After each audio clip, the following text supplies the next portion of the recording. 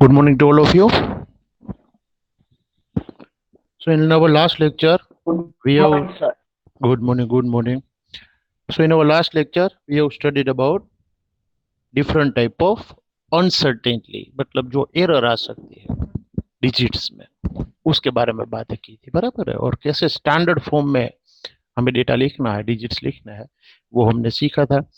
अब जो 2 या 3 पॉइंट्स नए हैं आपके लिए, वो है सिग्निफिकेंट फिगर्स। सिग्निफिकेंट फिगर किसे कहा जाता है? जिसका आप वैल्यू कोई लिखते हो, उसमें कोई महत्व है या नहीं, इंपॉर्टेंस है या नहीं, मीनिंगफुल है या नहीं, वो चीज वो हमें देखना है। जैसे हमने एक्यूरेसी और प्रिसीजन देखा था, बराबर है, लास्ट लेक्चर में। उसके बाद मैंने कहा था सिग्निफिकेंट फिगर्स के लिए थोड़े बहुत रूल्स है जो आपको पढ़ने हैं। जो 2 दिन की छुट्टी गई सैटरडे संडे की हमारी, उसमें हमने ये चीज करनी थी। अब मैंने जो पॉइंट्स है वो लिखे हैं, जो एक टाइप के रूल है जो हमें याद करने हैं, बराबर। ये जो पॉइंट्स है वो अगर आप एक बार याद कर लेते हो, आपकी बुक में भी होंगे और मैंने भी लिखे हो, बराबर, आपको स्क्रीन पर दिख रहे होंगे। बट ये कहना क्या चाहते हैं, वो पॉइंट्स जो है वो हमें समझने, सारे के सारे पॉइंट। सबसे पहला पॉइंट किया है गोल्डन रूल कि all the non zero digits, zero के अलावा के जो डिजिट है, कोई भी बड़ी या छोटी वैल्यू आपने लिखी है बट जीरो के अलावा का कोई डिजिट है, तो वो हमारे लिए ऑलवेज क्या होगा? सिग्निफिकेंट हो, ऑलवेज मीनिंगफुल होता है। चाहे डेसिमल वाला वैल्यू हो या बिना डेसिमल वाला वैल्यू हो। फॉर एग्जाम्पल, कोई डिजिट किसी ने लिखा है 4236 और आपको पूछता है how many significant figures are there, 1 2 3 and Four. 4, 4 significant figures are there. But अगर कोई ऐसे लिखता है कि भाई 0.63, यूनिट कोई भी हो, केजी हो, ग्राम हो, एमएल हो, लीटर हो, बट 0.63 ऐसा कोई कहीं पर वैल्यू आता है, तो यहाँ पर ये दोनों तो सिग्निफिकेंट गिने ही जाएंगे। अब देखो, ये जीरो को सिग्निफिकेंट गिनना है या नहीं, उसके लिए आगे वाले रूल्स है, तो हम तब सीखेंगे। बट ये दोनों तो सिग्निफिकेंट होंगे होंगे और होंगे ही। टोटल की आप कब बोल पाओगे? जब सारे रूल्स आपको पता है तब। बट आपको अभी तो ये पता होना ही चाहिए कि all the non zero digits are always significant. तो ये नॉन जीरो वाले यहाँ पर 4 थे, यहाँ पर 2 है, तो इसमें मिनिमम 4 डिजिट सिग्निफिकेंट होंगे। इसमें मिनिमम कितने डिजिट सिग्निफिकेंट होंगे? 2। क्लियर? तो जीरो के अलावा का कोई डिजिट आपको कहीं पर भी दिखे, तो वो ऑलवेज कैसा होता है? मीनिंगफुल होता है, उसका कुछ ना कुछ इंपॉर्टेंस होता है दी गई वैल्यू में। तो they all are significant in nature, ये याद रखना है। All the non zero digits are significant, ये पहला और इजी वाला रूल है। सेकेंड रूल क्या है? तो zero preceding to first non zero digits. अब देखो, आप पूरी वैल्यू पढ़ते हो, उसमें से पहला जो नॉन जीरो डिजिट है वो आपको ध्यान में लेना है, बराबर है। सबसे पहला नॉन जीरो डिजिट कौन सा है? तो 6। अब ऐसे जीरो जो प्रीसीडिंग है, प्रीसीडिंग मतलब पहले है, आगे आते हैं, वो पहले नॉन जीरो डिजिट के आगे वाले जितने भी जीरो है, वो सारे के सारे नॉन सिग्निफिकेंट है, उसका कोई सिग्निफिकेंस नहीं है, मतलब they are not significant by nature. ये 0.63 जो हमने, उसमें टोटल तो 2, ये याद रखिए। ये जीरो सिग्निफिकेंट नहीं है। क्यों? ये ऐसा जीरो है जो सबसे पहले नॉन जीरो फिगर के आगे है। खास याद रखना, पहले नॉन जीरो डिजिट के आगे वाला कोई भी जीरो का कोई सिग्निफिकेंस होता नहीं है, बराबर है। ये दूसरा रूल है कि zero precedings to first non zero digits are not significant, उसका कोई सिग्निफिकेंस होता नहीं है। आपको रूल कभी नहीं पूछेंगे, आपको कोई एक डिजिट दे देंगे या वैल्यू दे देंगे और आपको कहेंगे भाई इसमें कितने सिग्निफिकेंट फिगर है बताओ, बराबर है। तो आपको ये 4 या 5 रूल्स जो याद है, उसको ध्यान में रखते हुए सारे आंसर्स देने हैं, बराबर है। तो ये 5 रूल्स जो है, या 4 रूल्स है, जो जितने भी होंगे हम अभी देख लेंगे, वो आपको पता होना चाहिए, तो आप आइडेंटिफाई कर सकते हो। 2 रूल हुए, पहला सारे के सारे जो नॉन जीरो डिजिट्स है वो तो हमारे लिए सिग्निफिकेंट है ही। दूसरा, ऐसे जीरो जो पहले नॉन जीरो डिजिट के आगे है, वो सारे सिग्निफिकेंट नहीं होते हैं, बराबर। 2 रूल ये हुआ। तीसरा रूल हमें क्या कहता है वो जरा देखो, बाद में हम सबको कंबाइंडली देखते हैं। Zero between two non zero digits are always significant. ऐसा जीरो जो पहले है ना, सबसे पहले नॉन जीरो इंटीग्रेट से पहले, वो सिग्निफिकेंट नहीं है, बट ऐसे जीरो जो सिग्निफिकेंट फिगर के बीच में है, मतलब कि नॉन जीरो डिजिट्स के बीच में है, they are always 603 होता तो significant. very good, yes. If we write the value like that 603, और हम ऐसे भी लिख सकते हैं 0.603, बराबर, आपने बहुत अच्छा एग्जांपल दिया। तो ये जो पहला वाला जीरो है यहाँ पर जो मैंने लिखा है वो नॉट सिग्निफिकेंट है, याद रखिए, बट ये वाला जीरो जो है वो सिग्निफिकेंट है, बराबर है। तो ये ऐसा एग्जांपल है, हम ये सोच कर आगे नहीं बढ़ सकते जितने जीरो है वो नॉट सिग्निफिकेंट ना, वो कहां पर है, कौन से प्लेस पर है, वो भी मायने रखता है। तो ये जो पहला जीरो है वो सिग्निफिकेंट नहीं है, बट ये वाला जीरो सिग्निफिकेंट है। क्यों? क्योंकि तीसरा रूल ये कहता है zero which is situated between two non zero digit, तो ये 3 और 6 नॉन जीरो डिजिट है, उसके बीच में ये जीरो है, तो वो सिग्निफिकेंट है। तो ये जीरो को आपको सिग्निफिकेंट गिनना है। क्लियर? तो ये जो वैल्यू दी है 0.603, how many significant figures are there? तो क्या आंसर दोगे भाई? There are total 3 significant figures. ये दो नॉन जीरो इंटीगर तो है ही 6 एंड 3, बट ये बीच वाला जो जीरो है वो भी सिग्निफिकेंस है, क्योंकि उसके आजू बाजू दो नॉन जीरो डिजिट्स जो है वो प्रेजेंट है। क्लियर? तो ये 3 रूल ये वाला इस तरीके से आपको एग्जाम्पल के साथ समझना है। अब जीरो के लिए ना एक रूल ऐसा है कि जीरो टर्मिनल में है तो क्या और पॉइंट में है तो क्या, बराबर है। तो देखते हैं कि भाई एग्जाम्पल के साथ देखते तो पता चलेगा। रूल क्या है? जीरो एट द एंड और right hand side of a number are significant.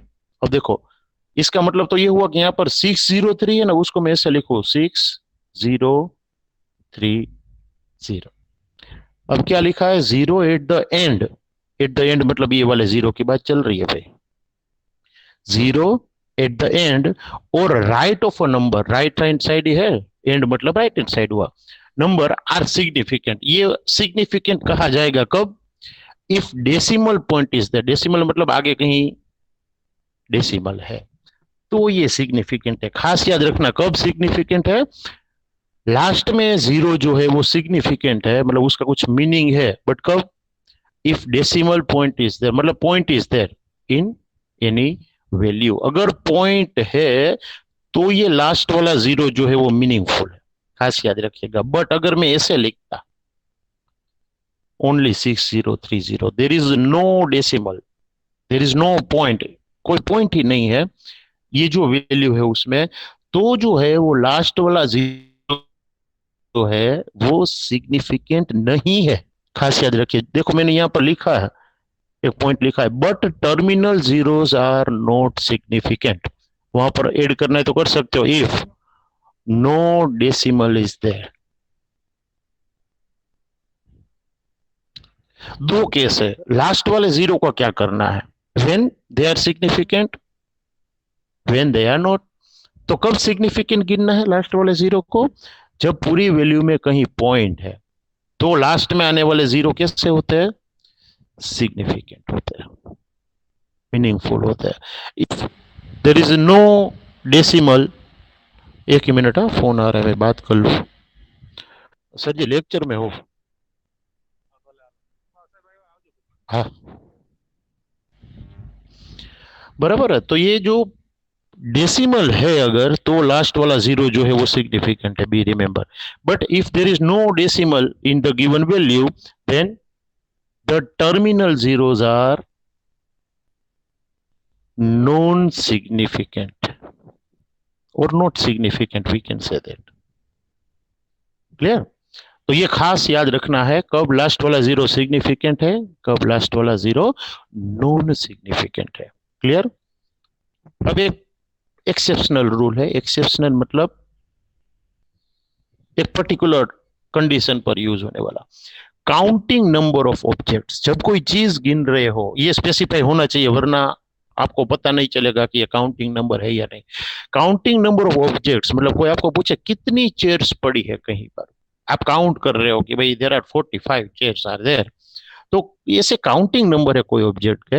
When counting number of objects have infinite significant figures, उसमें आपको ये नहीं बोला भाई 45 चेयर्स है तो दो ही सिग्निफिकेंट फिगर है, तो हमें क्या दिखाना है, there are infinite significant figures, बराबर है। बट ये कोई चीज काउंट हो रही है ऐसा आपको एक्सप्लेन किया है, तभी आप समझ सकते हो। सिर्फ आपको डिजिट लिख कर दिया कि भाई 11, इसमें कितने सिग्निफिकेंट फिगर है, तो आपका आंसर क्या होगा,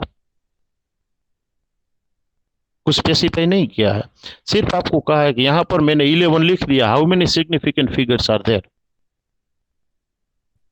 क्या लिखोगे आप।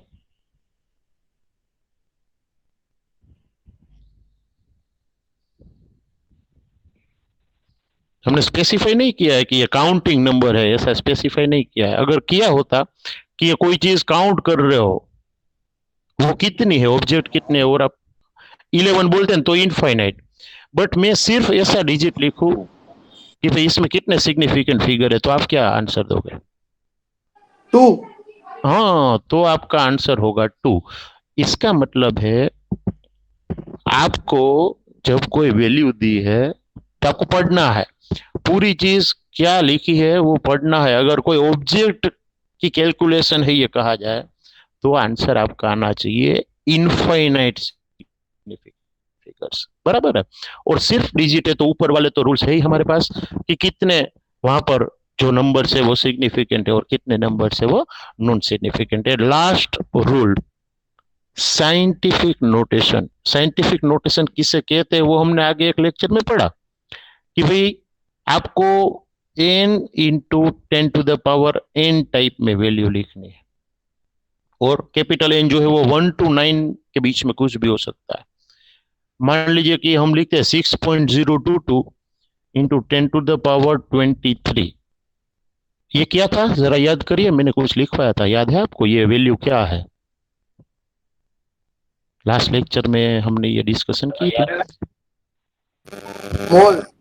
मोल, एवोगाड्रोस नंबर। एक मोल की बात करें कि 1 मोल मीन्स, तो आप बोल सकते हो कि भाई इतने पार्टिकल्स, एटम, मोलिक्यूल या आयंस यहाँ पर प्रेजेंट है, या इतनी चीजें है, that much quantity is known as 1 mole. But कोई पूछे कि इसमें कितने सिग्निफिकेंट फिगर है, आप खास ध्यान रखना यहाँ पर। साइंटिफिक नोटेशन जब आपने दिखाया है, आपको तो जो लिखा हुआ है ना वही देखना है, और उसमें सिग्निफिकेंस है या नहीं वो देखना है। अगर साइंटिफिक नोटेशन है तो ये 10⁻ समथिंग जो कुछ भी है उसके पहले जितनी भी डिजिट है, बी रिमेंबर, जितने भी डिजिट है चाहे 0 हो या 0 के अलावा का कुछ भी हो, अगर साइंटिफिक नोटेशन दिया है then they all are significant. क्या याद रखना है साइंटिफिक नोटेशन के लिए, मल्टीप्लिकेशन के पहले जितने भी फिगर्स दिए हैं आपको, they all will be significant in nature, वो सारे के सारे सिग्निफिकेंट फिगर्स है। क्लियर। फिर से एक बार फटाफट हम रूल को रिपीट कर लेते हैं। पहला रूल क्या कहता है भाई, सिग्निफिकेंट और नॉन सिग्निफिकेंट फिगर के लिए, तो all the non zero digits are significant. कोई भी वैल्यू लिखी है उसमें जितने भी जीरो के अलावा के फिगर्स है ना वो ऑलवेज क्या होंगे, सिग्निफिकेंट होंगे, ये खास याद रखिए, बराबर है। जैसे कि इसमें 4 है, इसमें 2 है, एग्जाम्पल हमने दिया। सेकेंड रूल क्या कहता है, पहला तो इजीली याद रह जाए, ऐसा है कि जीरो के अलावा के सारे डिजिट है वो सिग्निफिकेंट है। दूसरा रूल ये है कि zero preceding to first non zero digits, मतलब नॉन जीरो डिजिट से पहले वाला जो जीरो है आर नॉट सिग्निफिकेंट, वो सिग्निफिकेंट नहीं होता है, बराबर है। आपको कोई ऐसी वैल्यू दे ना 0.00045, तो कितने सिग्निफिकेंट फिगर है इसमें भाई, कोई कहेगा मुझे, how many significant figures are there. 2. 2, very good. There are only 2 significant figure, क्योंकि नॉन जीरो इंटीगर से पहले या नॉन जीरो डिजिट से पहले जितने भी जीरो है वो कैसे है, तो नॉन सिग्निफिकेंट है, बट शर्त यह कि इससे पहले कोई ऐसा डिजिट नहीं आ जाना चाहिए जो 0 के अलावा का है। कोई अगर ऐसे लिख दे 60.00045, now how many significant figures are there? 7. 7, very good. Now this value contains 7 significant figure. क्यों इसको ये तीसरा रूल अप्लाई होता है? 0 between two non-zero digits are significant. मतलब ऐसे 0 जो बीच में है दो नॉन जीरो डिजिट के, दे ऑल आर सिग्निफिकेंट। तो ये 6 और 4 नॉन जीरो डिजिट ही है, उसके बीच में जितने जीरो है ना, they all have some significance, meaningful है। तो ये सारी वैल्यूज है ना, वो सिग्निफिकेंट फिगर के तौर पर गिनी जाएगी। ये 3 रूल हुए और एग्जांपल के बेस पर आपने समझे भी। अब जीरो के लिए एक स्पेशल रूल है, हमने कहा कि राइट हैंड साइड में जो जीरो है, टर्मिनल जीरोस जो है, वो कब सिग्निफिकेंट गिने जाते हैं और कब सिग्निफिकेंट नहीं गिने जाते हैं। तो अगर पूरी दी गई वैल्यू में कहीं पर पॉइंट है, मतलब कि डेसिमल है, तो जो राइट हैंड साइड में टर्मिनल जीरो है, लास्ट वाला जीरो है, वो सिग्निफिकेंट फिगर के तौर पर गिना जाएगा। क्लियर? और अगर दी गई वैल्यू में मतलब कि टर्मिनल जीरो है बट पॉइंट नहीं है, डेसिमल नहीं है, तो लास्ट वाले जीरो है उसका कोई सिग्निफिकेंस रहता नहीं। It means they are not significant in nature. Clear? अब ऐसी एक सिचुएशन दी है, ऐसी एक कंडीशन दी है कि वहां पर स्पेसिफाई किया है कि भाई जो डिजिट है वो काउंटिंग नंबर है, कोई चीज आप कैलकुलेट कर रहे हो, गिन रहे हो, अगर ऐसा कंडीशन आपको दिया हुआ है तो वहां पर कितने सिग्निफिकेंट फिगर्स है, चाहे वैल्यू कुछ भी लिखी हो, आपको लिखना है इनफाइनाइट सिग्निफिकेंट फिगर्स। अगर कोई चीज काउंटिंग कर रहे हो, काउंट कर रहे हो ऑब्जेक्ट को, तो इनफाइनाइट सिग्निफिकेंट फिगर, और वो लिख कर देंगे आपको। क्लियर? और साइंटिफिक नोटेशन अगर आपने लिखा है, लास्ट रूल ये है, if you have written scientific notation, then ये साइंटिफिक नोटेशन में जो 10 टू द पावर हमने लिखा है, उसके आगे वाले जितने भी डिजिट्स आपको दिए है ना, they all will be significant. वो सारे के सारे कैसे होंगे? सिग्निफिकेंट फिगर होंगे, ये खास याद रखिएगा। क्लियर? तो ये सारी बातें हमने जो की, कौन सी वैल्यू को सिग्निफिकेंट गिनना है, कौन सी वैल्यू को सिग्निफिकेंट नहीं गिनना है, तो इतना आपको याद होना चाहिए। 5 से 6 पॉइंट जो हमने लिए वो आपको पता होने चाहिए। अब हम जो कहने जा रहे हैं वो ऐसे डिजिट्स के एडिशन, सब्सट्रैक्शन और मल्टीप्लिकेशन, डिवीजन के बारे में थोड़ा पढ़ते हैं कि भाई आपके पास ऐसी डेसिमल वाली ढेर सारे डिजिट्स है, वैल्यूज है, बराबर है। सर आपका आवाज 7.35। नहीं आ रहा है। Now am I audible? Am I audible to all of you? Okay okay, आपकी आवाज। कोई कोई दिक्कत नहीं। मैं ये कह रहा था, मान लीजिए आपके पास जो पॉइंट्स है, डेसिमल है, ऐसी वैल्यूज है, बट एक दूसरे से वो थोड़ी अलग है। जैसे कि 7.3, ये 7.35 है, 17.3 है, 0.53 है। ऐसी अलग अलग कई सारी वैल्यूज आपको दी है, खास याद रखें। किसी में एक डिजिट पॉइंट के आगे, किसी में पॉइंट के आगे 2 डिजिट है, किसी में पॉइंट के बाद 3-4 डिजिट है, और आप समेशन करना चाहते हो, सबका प्लस करना चाहते हो। तो समेशन तो आपको आता ही है, लोअर स्टैंडर्ड से आप पढ़ते आ रहे हो कि भाई कितना होगा, तो आप फटाफट बोल दोगे कि भाई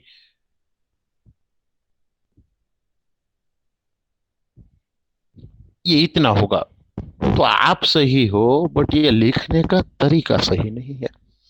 आपको ये देखना है कि आप जितनी चीजों का समेशन कर रहे हो, बराबर है, उसमें से पॉइंट के बाद कम से कम नंबर कौन सा है, छोटे से छोटा नंबर, मतलब कितने डिजिट्स है, तो एक पॉइंट के बाद एक डिजिट है, इसमें 2 है और इसमें 4 है, तो कम से कम किस में है, तो इसमें। तो पॉइंट के बाद, डेसिमल के बाद कम से कम डिजिट्स कितने, तो एक है। तो आंसर में भी पॉइंट के बाद एक ही डिजिट दिखाना है, बी रिमेंबर। तो हम इसे 25.1834 नहीं लिखेंगे, हम क्या लिखेंगे? 25.2। 1। हाँ 8 5 से बड़ा है, राउंड ऑफ कर। हाँ, तो ये भी अभी हम देखेंगे कि भाई कब ये 1 को 2 करना है, कब नहीं करना है, बराबर है। तो 25.1 नहीं लिखेंगे, हम क्या लिखेंगे 25.2, क्योंकि हमने जो नेक्स्ट वाला डिजिट ओमिट किया, निगलेक्ट किया, वो 5 से बड़ा है। बराबर है। तो आपको ये याद रखना है कि आप एडिशन या सब्सट्रैक्शन कर रहे हो, सब्सट्रैक्शन को भी वही रूल याद अप्लाई होता है, ये याद रखिए आप कि लोएस्ट डिजिट जो है वो एक है पॉइंट के बाद, तो आंसर में भी आपको पॉइंट के बाद एक ही डिजिट दिखाना है। सेम फॉर सब्सट्रैक्शन, बराबर है। माइनस करो तब भी देखना है कि कम से कम कौन सा है। मल्टीप्लीकेशन और डिवीजन में भी सेम, खास याद रखिएगा। आप कोई चीज मल्टीप्लाई कर रहे हो भाई, आप मान लीजिए कि 1.1 इंटू 1.1 कर रहे हो, तो आंसर कितना होगा, कोई कहेगा? 1.21। हाँ, तो आपने लिखा 1.21, ये 11 का स्क्वायर आपको अगर पता है तो आपको ये पता है, बराबर है। तो हम लिखेंगे 1.21, बट एक्चुअली ये लिखने का तरीका सही नहीं है, बराबर है। कितने डिजिट पॉइंट के बाद कम से कम है वो आपको देखना है, तो 1। तो आपको भी आंसर में पॉइंट के बाद एक ही डिजिट लिखना है। तो हम क्या लिखेंगे, भले ही आता है 1.21 हमें पता है, बट लिखने का तरीका क्या है, 1.2 हम लिखेंगे। ये लास्ट वाले वैल्यू को हम क्या करेंगे, ओमिट, क्योंकि इसमें कम से कम फिगर पॉइंट के बाद कितना है, 1। क्लियर, ये आपको याद रखना है। अब जो रूल्स ऐसे हैं जो आप पढ़ चुके हो लोअर स्टैंडर्ड में, वो हमें रिपीट करवाए गए हैं कि भाई कोई डिजिट ऐसा है 1.2345, बराबर है। तो हम इसे पॉइंट के बाद 2 फिगर तक सीमित करना चाहते हैं, तो कैसे कर सकते हैं? तो जो लास्ट वाले पॉइंट है, लास्ट वाले डिजिट है, वो 5 से बड़े हैं, 5 से छोटे हैं, या एग्जैक्ट 5 है, वो आपको देखना है। एक एग्जांपल हम ये देते हैं, एक एग्जांपल हम ये देते हैं, और एक एग्जांपल हम ये देते हैं। पहले ये लास्ट से शुरू करते हैं। मान लीजिए इसे आपको 2 पॉइंट तक सीमित करना है, तो लास्ट वाला डिजिट आपको ओमिट करना होगा। इज इट 5 और मोर देन 5 और लेस देन 5, क्या है? Less than 5। कुछ भी किए बिना उसे ओमिट कर सकते हो, मतलब आप इसे लिख सकते हो 1.23। तो हमें आगे वाले डिजिट में कोई चेंजेस करने नहीं पड़ेंगे, बराबर है। if you are discussing 1.238 and doing same operation, it means if we want to nullify the value 8, then we should add 1 to its preceding number। उसके पहले वाला जो नंबर है 3, उसमें एक ऐड करना होगा। मतलब अगर लास्ट वाला डिजिट 5 से बड़ा है तो हम क्या करेंगे, आगे वाले डिजिट में +1 कर देंगे। तो ये 1.23 था, वो क्या हो गया, 1.24 हो गया। अब ये चीज तो आपने सीखी हुई थी लोअर स्टैंडर्ड में भी, बट जब एग्जैक्ट 5 है तब क्या करेंगे, वो कोई कहेगा मुझे? एग्जैक्ट 5 है तो क्या करेंगे, ये 5 को निकालना है तो मुझे क्या करना पड़ेगा? ज्यादातर बच्चे क्या करते हैं बताए, 5 है ना तो भी ऐड कर देते हैं। इसे हम क्या लिखेंगे, 1.235 लिख देंगे, क्योंकि हमें ये सिखाया गया है कि 5 या 5 से ज्यादा है ना तो ऐड कर दो। हर बार ये सही नहीं है। जब आप जो ओमिट कर रहे हो वो डिजिट 5 है, खास ध्यान रखना, तो उसके आगे वाला जो नंबर है, डिजिट है, वो ओड है या इवन है, वो आपको ध्यान में लेना। हमारे केस में क्या है, इज इट ओड और इवन? इवन है। अगर ये 4 जो है वो इवन है तो आपको 5 वैसे ही नलीफाई कर देना है, कुछ भी ऐड करने की जरूरत नहीं है, खास ध्यान दीजिए। मतलब अगर लास्ट वाला जो रिमूव करने वाला डिजिट 5 है और आगे वाला जो वैल्यू है वो इवन है, तो वहां पर जो है वो हमें कोई चेंजेस करना नहीं है। बट हाँ, एक पॉइंट इंक्रीज करना है। कब? अगर ये वैल्यू ऐसी होती, मतलब इसके बदले आपको ये लिखना है 1.234, बट ये वैल्यू अगर ऐसी होती, ये इवन था तो हमने कोई चेंज नहीं किया, ओड अगर है तो क्या करना है, +1 करना है, मतलब 1.23। अब ये क्या हो जाएगा, 3 के बदले 4 हो जाएगा। बराबर। तो ये चीज शायद आपके लिए थोड़ी नई है। एग्जैक्ट 5 है ना तो हम हर बार ऐड कर देते हैं, गलत है। अगर 5 को आप नलीफाई कर रहे हो, मतलब एग्जैक्ट 5 है जो नलीफाई कर रहे हो वो डिजिट, तो आगे वाला डिजिट देखना। If it is even then we should do nothing. But if it is odd number, then we should add +1. तो हमें वो odd number में क्या करना है, +1 कर देना है। तो हमने जो नलिफिकेशन किया वो मीनिंगफुल होगा या सही वाला होगा। क्लियर। तो ये जो चीज हमने कही वो सारी चीज रिलेटेड थी significant and non significant figure के साथ। क्लियर। यहाँ पर ये सिग्निफिकेंस वाला पॉइंट खत्म होता है। बट एक और इजी वाला पॉइंट आपको दिया है, और वो पॉइंट है डायमेंशनल एनालिसिस। ये जो एनालिसिस है उसका एक और नाम है फैक्टर मेथड या फैक्टर लेबल मेथड कहा जाता है इसे।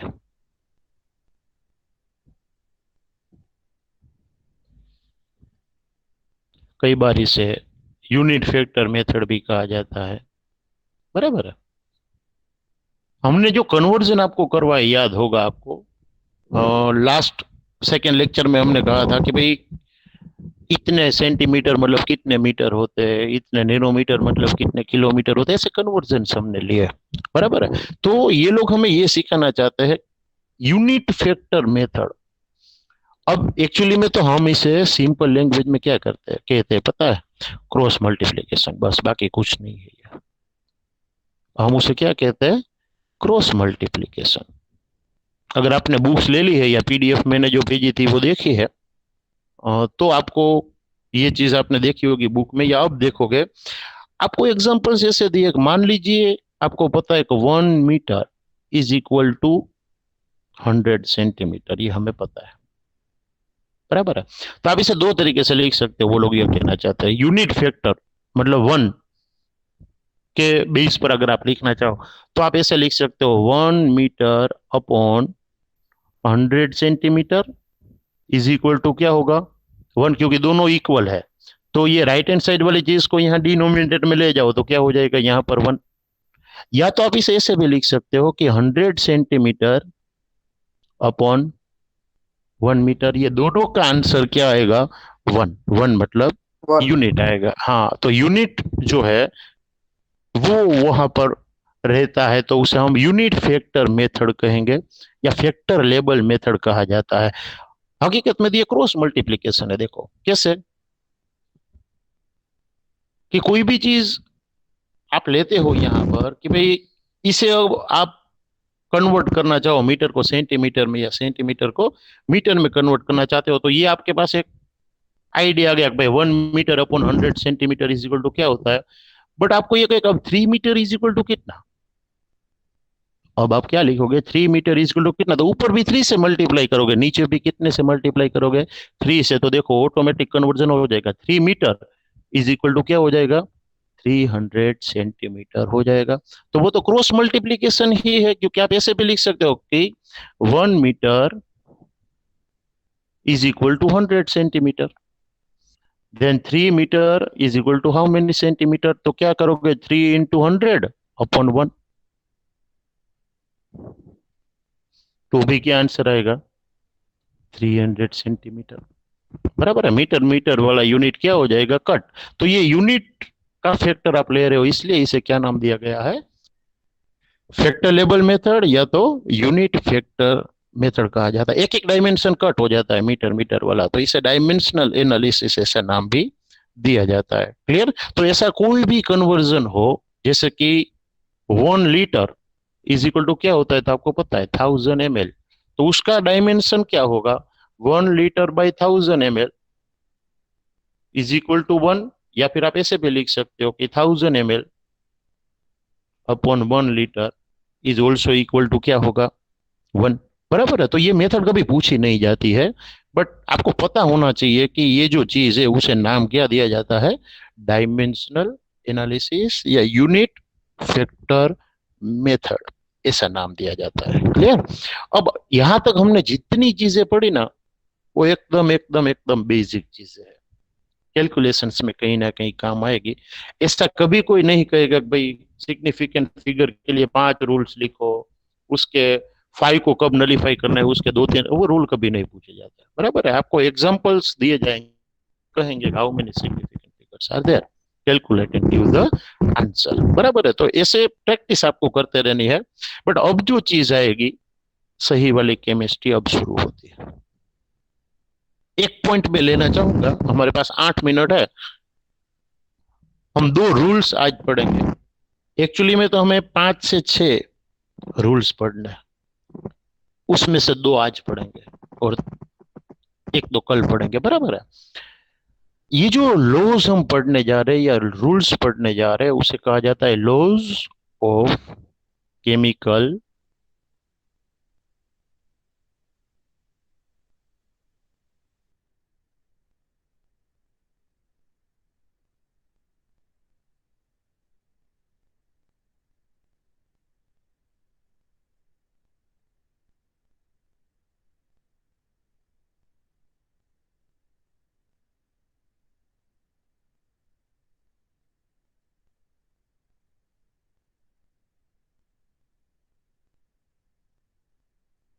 reacts to give one or more than one products at any condition, then we can say that the chemical reactions occurs। कुछ चेंज होता है, कोई एक केमिकल में से दूसरा केमिकल ट्रांसफॉर्म होता है, तो हम ये बोलते हैं केमिकल रिएक्शन हुआ। बट वो केमिकल रिएक्शन कई सारे लॉज के ऊपर डिपेंडेंट है, कई सारे लॉज उसे अप्लाई किए जा सकते हैं। वो केमिकल जो है वो दूसरे केमिकल के साथ कंबाइन भी होता है, या वो केमिकल में कुछ ब्रेकिंग भी होता है और नए केमिकल्स भी बनते हैं। तो ये कौन से लॉ के बेस्ड सारी चीजें होती है, क्या कोई रिलेशन है उसके बीच में, कोई प्रोपोर्शन मेंटेन होता है, क्या है। तो अलग अलग साइंटिस्ट लोगों ने अलग अलग रूल्स दिए, अलग अलग लॉज दिए, वो हमें पढ़ना है। जिसमें से सबसे पहला, और आपको पता है ऐसा रूल जो आगे आप पढ़ चुके हो, वो है law of conservation of mass. पता है किसी को क्या है ये लॉ कंजर्वेशन ऑफ मास? आप शायद एनर्जी के लिए पढ़े होंगे, मास के लिए। रिएक्टेंट और प्रोडक्ट दोनों में मास सेम होगा। रिएक्टेंट और प्रोडक्ट मास सेम होगा। चलो और कोई? मास can nether be created nor be destroyed. हाँ, ये मेन स्टेटमेंट है किसका? Law of conservation of mass का। आपने एनर्जी के लिए भी पढ़ा होगा, energy can nether be created nor be destroyed, बराबर है। Total amount of energy in the universe remains constant, वो कांस्टेंट है। हाँ, बट एक टाइप की एनर्जी को हम दूसरे टाइप की एनर्जी में क्या कर सकते हैं? कन्वर्ट कर सकते हैं। सेम चीज मास के लिए आप अप्लाई कर सकते हो। आप क्या लॉ लिख सकते हो कि matter can neither be created nor be destroyed or nor destroyed।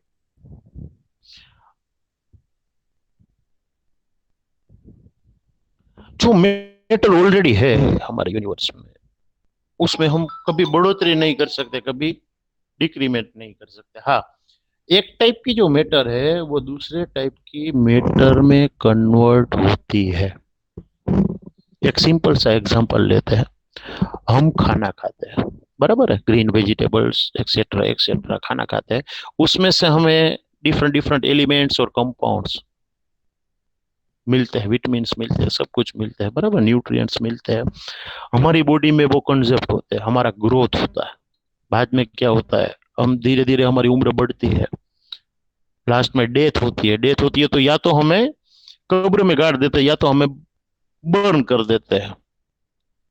अब उसकी राख बनती है, वो राख जो है वो या तो नदी में बहा देते हैं या तो जमीन में गाड़ देते हैं। फिर से वही चीज, वो चीज जमीन में गई, जमीन में फिर से क्रॉप, मतलब क्रॉप में ट्रांसफर हो गई। ये साइकिल चलती रहती है। बट एक टाइप के मोलिक्यूल्स या एटम्स दूसरे टाइप के मैटर में कन्वर्ट हुआ है, उसमें कुछ एडिशन नहीं हुआ या सब्सट्रैक्शन नहीं हुआ, खास याद रखिए। हाँ, एक जगह किसी का एडिशन होता है ना, तो दूसरी जगह उतना कम हुआ होता है, खास याद रखिए। हमारा वजन बढ़ता जाता है, तो आप हमें ये ओपोज कर सकते हो नहीं सर, हमारा तो मैटर बढ़ा, तो सही है। मैटर वो एक पर्टिकुलर यूनिवर्स के पोर्शन के लिए बढ़ा था, दूसरे कोई पोर्शन में कम हुआ होगा। हम तो ये कहते हैं पूरे यूनिवर्स में जो मैटर है उसकी टोटल अमाउंट क्या है, इट रिमेन सेम। हम सिर्फ केमिकल रिएक्शन की बात कर रहे हैं यहाँ पर, पूरे यूनिवर्स की भले ही ना करें। तो हमें ये याद रखना है कि रिएक्टेंट्स का जो टोटल मास है उतना ही मास कितना होगा, प्रोडक्ट का होगा। मान लीजिए for an example, 1 mole carbon और 1 मोल ऑक्सीजन रिएक्ट हुआ है, then it forms 1 mole carbon dioxide. तो कार्बन का एटॉमिक मास कितना है, याद है किसी को? 12 ग्राम। 12 ग्राम। O2 का कितना होगा, एक ऑक्सीजन का 16 है तो O2 का 32 ग्राम है। 32 ग्राम। तो कार्बन डाइऑक्साइड है ना, उसका मास 44 ग्राम है। अब देखिए ये दोनों के एल्जेब्रिक सम जितना ही होगा, इसका मतलब कुछ नया मास। हाँ, तो 32 + 12 हो गया 44। तो कार्बन डाइऑक्साइड जो है उसका 1 मोल का मास, मतलब कि मोलिकुलर मास 44 होता है, बी रिमेंबर।